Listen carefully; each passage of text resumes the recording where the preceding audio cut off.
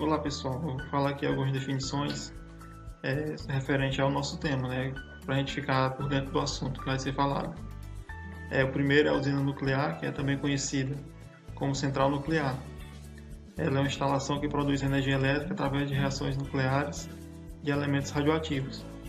O elemento mais utilizado nas usinas é o urânio.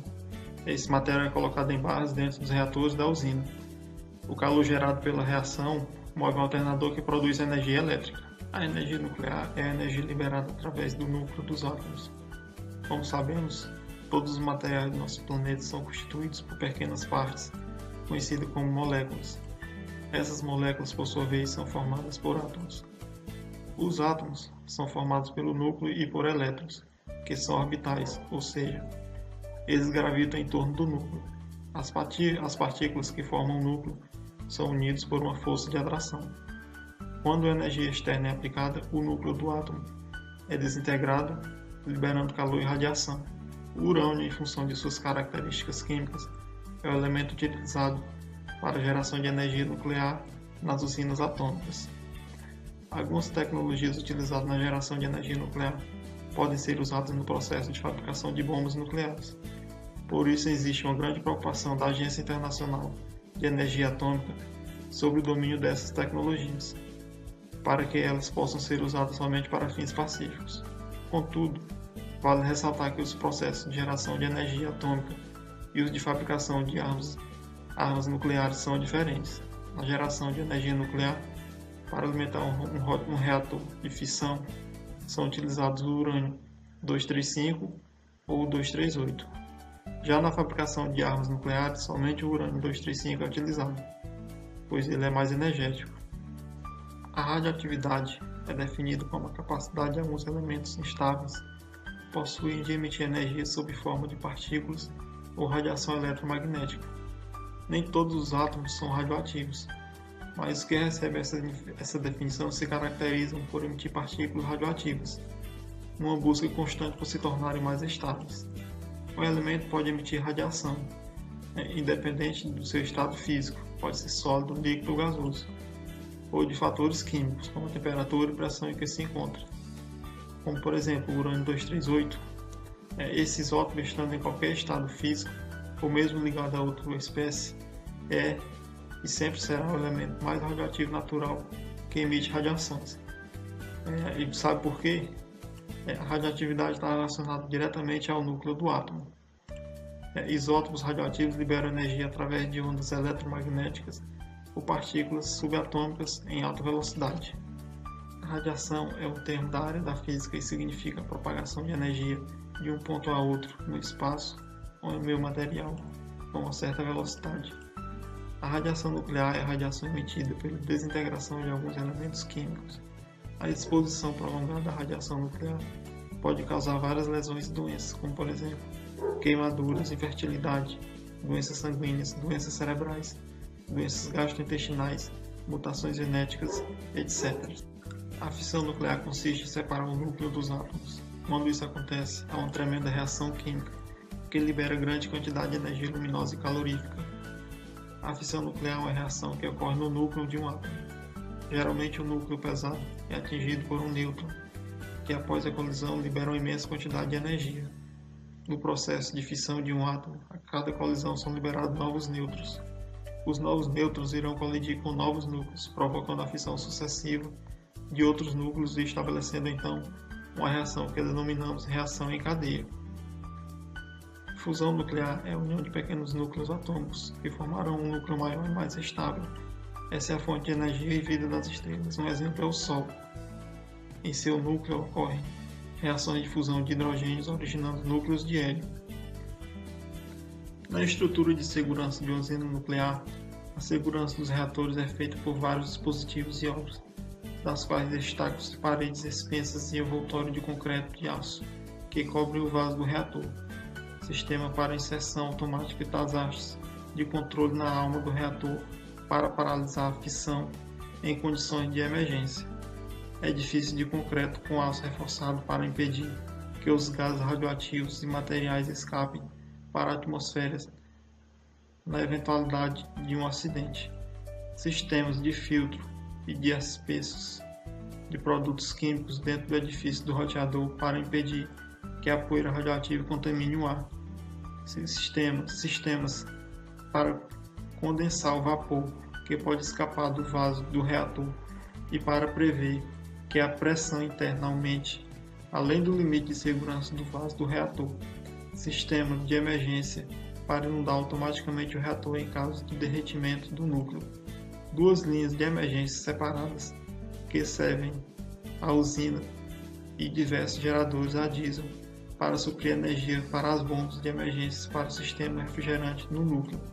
Inspeção com raio-x das peças metálicas durante a construção e a operação para prever a corrosão e sistema alternativo automático para substituir qualquer parte do sistema de segurança em caso de falha.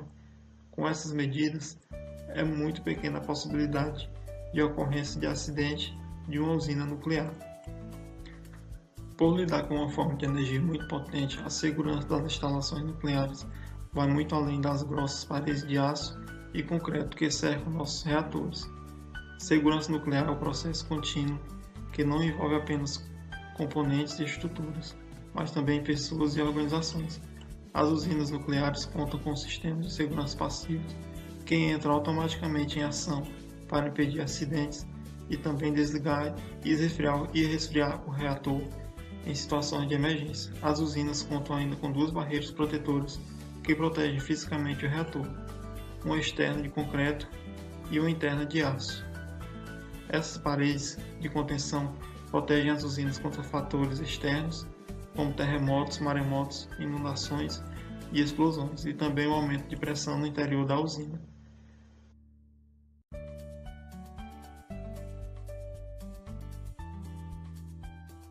Olá, eu sou Alan Christian e eu sou aluno do Instituto Federal do Ceará, campus de Xadá, e eu estou cursando o curso de bacharelado em Engenharia Ambiental e Sanitária.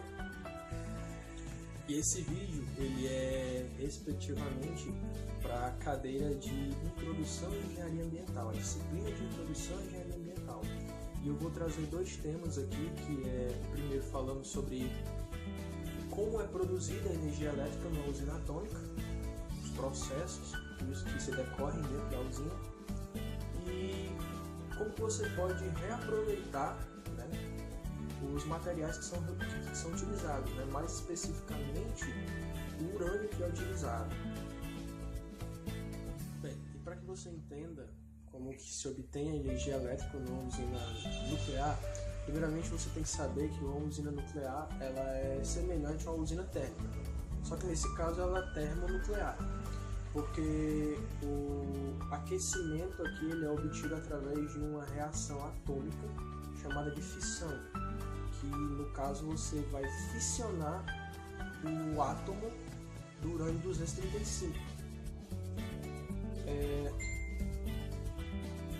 Nessa reação você vai liberar outros nêutrons, vai pegar o núcleo do urânio 235 e vai dividir em 2, e você vai liberar também uma grande quantidade de energia que vai ser absorvida pelos metais, né, lá no reator, e ela vai ser transformada em energia térmica. Bem, no reator nuclear ele é basicamente constituído por barras de combustível, né, que elas são feitas de uma liga de metal especial chamada de calói, e dentro dessas barras de combustível você tem uma média de 400 partilhas de dióxido de urânio, cuja fórmula é UO2. Né? Esse dióxido de urânio ele é enriquecido com urânio 235, né? Então 3% da composição desse dióxido de urânio é de urânio 235, que ele é altamente fissionável devido ao núcleo dele ser instável. Então a facilidade dele de se quebrar, de se dividir quando uma partícula de nêutron é jogada contra ele é bem maior. E 97% do resto da composição desse dióxido de urânio é de urânio 238, né, que ele é um urânio mais estável. Então, essas barras de combustível, elas são predispostas lá no reator e elas são intercaladas com outras barras que a gente chama de barras de moderadora de nêutrons, que elas são feitas de aço boro, pode ser também de cádmio ou de ráfio. Esses três metais eles têm facilidade para absorver nêutrons, certo? E a finalidade da barra moderadora é absorver os nêutrons que são liberados dos processos de fissão.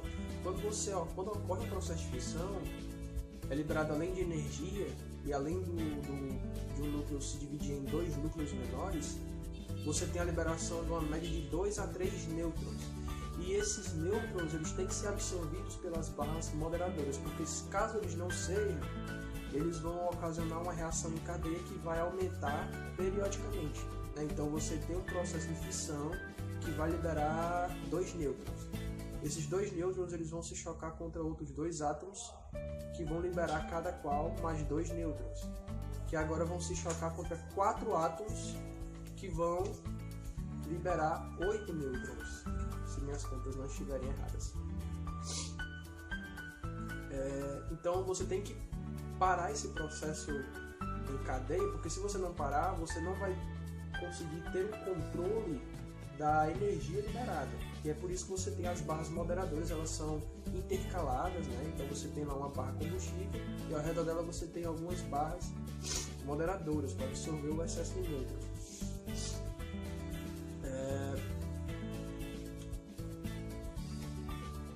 Além desses metais, as barras moderadoras elas também podem ser substituídas pela água pesada, né, que é D2O.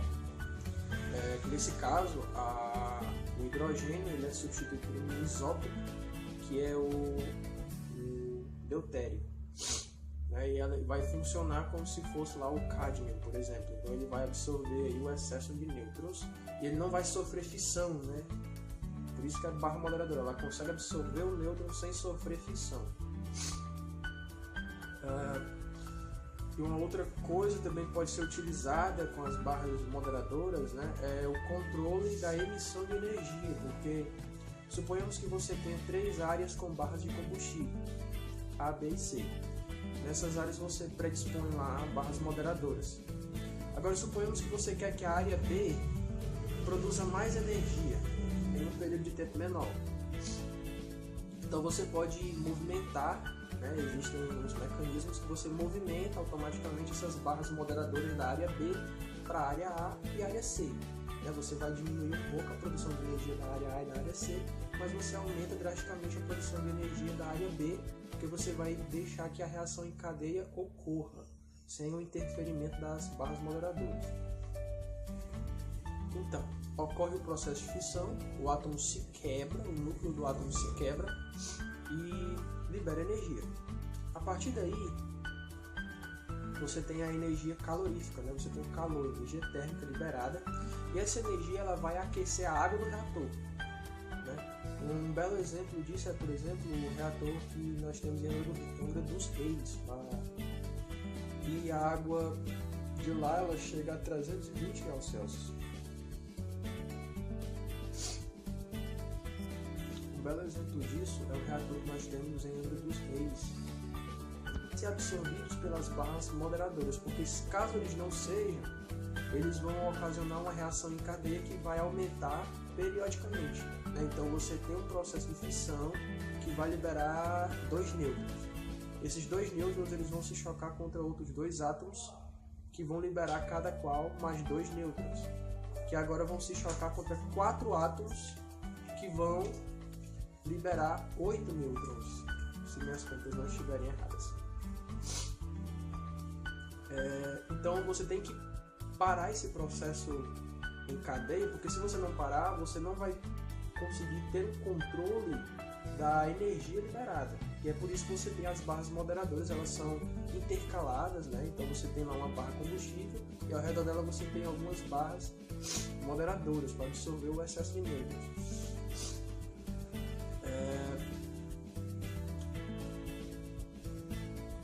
Além desses metais, as barras moderadoras elas também podem ser substituídas pela água pesada, né, que é D2O. Que nesse caso, O hidrogênio ele é substituído por um isótopo, que é o deutério, né? E ele vai funcionar como se fosse lá o cádmio, por exemplo. Então ele vai absorver aí o excesso de nêutrons e ele não vai sofrer fissão, né? Por isso que a barra moderadora ela consegue absorver o nêutron sem sofrer fissão. E uma outra coisa também que pode ser utilizada com as barras moderadoras, né, é o controle da emissão de energia, porque suponhamos que você tenha 3 áreas com barras de combustível, A, B e C. Nessas áreas você predispõe lá barras moderadoras. Agora suponhamos que você quer que a área B produza mais energia em um período de tempo menor. Então você pode movimentar, né, existem os mecanismos que você movimenta automaticamente essas barras moderadoras da área B para a área A e área C. Você vai diminuir um pouco a produção de energia na área A e na área C, mas você aumenta drasticamente a produção de energia da área B, porque você vai deixar que a reação em cadeia ocorra, sem o interferimento das barras. Então, ocorre o processo de fissão e o núcleo atômico do urânio-235 se rompe, se quebra em 2, formando 2 núcleos e liberando assim uma enorme quantidade de energia. E boa parte dessa energia é energia calorífica, certo? É energia térmica. Essa energia térmica ela é usada para aquecer, superaquecer a água do reator, né? O exemplo disso é o reator de Angra dos Reis, que a água de lá chega a 320 graus Celsius ou até mais. Essa água ela vai evaporar, né? Evaporar de uma forma bem rápida, e esse vapor ele vai ser forçado contra uma turbina, né? Então é como se fosse, no caso, uma espécie de energia eólica, né? O vapor é como se fosse uma espécie de vento que vai fazer com que uma turbina gire. E quando essa turbina gira, ela vai produzir energia mecânica. Essa energia mecânica ela é transferida para um gerador que transforma essa energia mecânica em energia elétrica. E a partir daí essa energia elétrica ela é distribuída para a rede elétrica e chega até as nossas casas. A água que é utilizada para ser evaporada lá no reator, ela vai para um condensador, né, uma espécie de tanque, e ao redor desse tanque ela é repleto por água do mar ou por água de um rio ou algum tipo de reservatório, lagoa, lago. E a partir daí essa água ela vai se condensar e vai virar, esse vapor ele vai se condensar, né, e vai voltar a virar água, né? Não é porque é vapor que deixa de ser água, mas enfim, esse vapor de água ele vai se condensar e vai voltar a ser água para poder ser reutilizado no reator novamente. E um ponto que vale respaldo aqui é que a água que é utilizada no reator ela não pode ser por exemplo, jogada em qualquer lugar, porque ela tem uma séria chance de risco de ter algum elemento que seja radioativo, né? Que seja radioativo. E caso isso ocorra, isso pode ocasionar uma série de problemas, né? Então, por isso tem que ter um extremo cuidado em não misturar essa água com qualquer tipo de água, embora a água do rio, por exemplo, a água do mar possa ser usada para resfriar essa água. Agora a gente vai falar sobre o real problema a respeito da energia nuclear. Ela é uma energia limpa, vamos deixar isso entre aspas, certo? Porque ela não vai gerar tanta poluição como a termoelétrica, a carvão. Ela não vai causar tanta degradação de uma área muito vasta como a hidrelétrica, por exemplo, mas ela tem o seu ponto negativo, né? Aproximadamente após 3 ou 4 anos de realização do processo de fissão sobre o dióxido de urânio, aqueles 3% de urânio-235 ele acaba se tornando apenas 1%, ele vai diminuindo, vai sofrendo fissão e ele vai diminuindo, né? Então também vale ressaltar, ao invés de ele sofrer fissão, como ele é um átomo que está buscando estabilidade, ele pode terminar sofrendo radioatividade. Então ele mesmo começa a se despedaçar, né, liberando radiação alfa, beta ou gama para poder buscar estabilidade. E nesse processo ele vai terminar gerando o que chamamos de lixo atômico, que é, por exemplo, o estrôncio 90, o césio 137 ou outros derivados, que são elementos altamente radioativos e que emitem diversas radiações. Então, quando esse urânio ele chega a apenas 1% lá no dióxido de urânio, né, você não adianta mais você tentar forçar o processo de fissão, porque as chances são mínimas de que um nêutron atinja o núcleo desse urânio 235. Então, o que ocorre na maioria dos casos é uma espécie de descarte. Você vai pegar essa barra combustível e vai colocar ela numa espécie de piscina para que ela sofra um resfriamento lá. O problema é que isso vai demorar cerca de milhares de anos. É um processo muito demorado e uma vez feito isso, né, nunca mais ele vai poder ser reutilizado por cerca de 10 ou 15 ou até mesmo 20 ou 30 gerações. Aquela barra de urânio vai demorar muito tempo para se auto-reciclar, por assim dizer. Então, praticamente o investimento dele já foi perdido em apenas 2 ou 3 anos de uso. No entanto, em 1940 foi desenvolvida uma técnica, né, que ela consiste no uso de vários produtos químicos desse dióxido de urânio, né? Esses produtos químicos muitas vezes são até radioativos também, certo? Mas quando ela é bem aplicada, certo? Ela consegue tirar esse lixo atômico do dióxido de urânio, ela consegue tirar lá o estronço 90, o césio 137 e outros derivados, ela consegue tirar e ela consegue ela vai gerar uma purificação do urânio e você pode inserir mais urânio 135 lá dentro e reutilizar essa barra, né? E esse processo ele é bem mais rápido porque ele reduz de cerca de milhares de anos de repouso dentro de uma piscina para uma média de apenas 100 anos, certo? Essa técnica ela se chama reprocessamento nuclear e ela, acredito que foi desenvolvida pela Inglaterra em 1940, né, visando o melhor uso e reaproveitamento desse urânio que foi utilizado, né, tanto para fins econômicos como também para trazer benefícios ecológicos, né? E hoje ela é empregada basicamente pela Inglaterra, pela França, pelos Estados Unidos, pela Rússia e acredito que existam estudos para que ela seja implantada no Brasil. Ela também é utilizada no Japão e acredito que na Austrália, se não me engano. E acredito que o principal país hoje que investe nesse tipo de técnica é a Rússia, porque devido a ela ter um grande espaço de terra, né, grandes territórios lá que muitas vezes não são habitados, na Sibéria e em outras regiões, eles visam se transformar no maior reservatório, né, empregador dessa técnica. Então eles vão receber essas barras de combustível de vários países, armazenar lá e passados os 100 anos eles vão devolver aos países, né, obviamente cobrando uma taxa, que é muito bom, que vai reforçar a economia russa, né? Outros pontos que podem ser ressaltados a respeito dessa técnica é que o urânio gerado do reaproveitamento dela, ele tem 25% mais energia, ele consegue liberar 25% a mais de energia do que o urânio original, né, fabricado lá da mineração, etc. E também, outro ponto positivo assim, para o Brasil é que esse dióxido de urânio, né, esses produtos químicos muitas vezes são até radioativos também, certo? Mas quando ela é bem aplicada, certo? Ela consegue tirar esse lixo atômico do dióxido de urânio, ela consegue tirar lá o estronço 90, o césio 137 e outros derivados, ela consegue tirar e ela consegue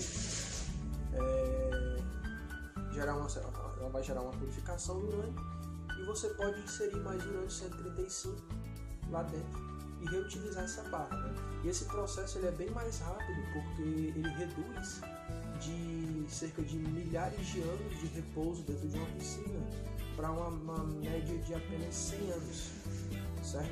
Essa técnica ela se chama reprocessamento nuclear e ela acredito que foi desenvolvida pela Inglaterra em 1940, né, visando o melhor uso e reaproveitamento desse urânio que foi utilizado, né, tanto para fins econômicos como também para trazer benefícios ecológicos, né. E hoje ela é empregada basicamente pela Inglaterra, pela França, pelos Estados Unidos, pela Rússia, e acredito que existam estudos para que ela seja implantada no Brasil. Ela também é utilizada no Japão e acredito que na Austrália, se não me engano. E o principal país hoje que investe nesse tipo de técnica é a Rússia, porque devido a ela ter um grande espaço de terra, né, grandes territórios lá que muitas vezes não são habitados, na Sibéria e em outras regiões, eles visam se transformar no maior reservatório, né, e empregador dessa técnica. Então eles vão receber essas barras de combustível de vários países, armazenar lá e passados 100 anos eles vão devolver aos países, né, obviamente cobrando uma taxa, que é muito bom, que vai reforçar a economia russa.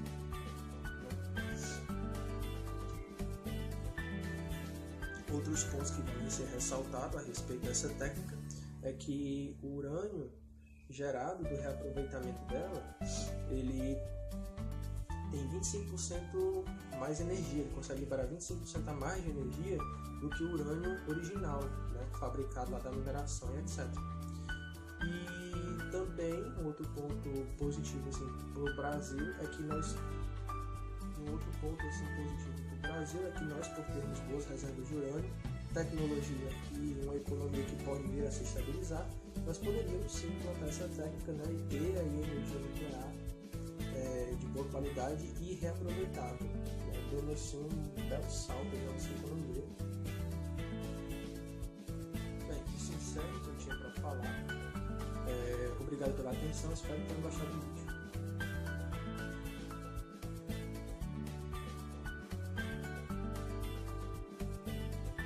O ciclo do combustível nuclear é o nome que se dá ao conjunto de processos industriais que transformam o minério, urânio, em combustível.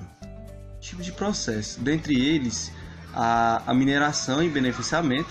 Depois da retirada da terra, a rocha contendo urânio é totalmente triturada. Após, passa por um processo químico que separa o urânio de outros materiais.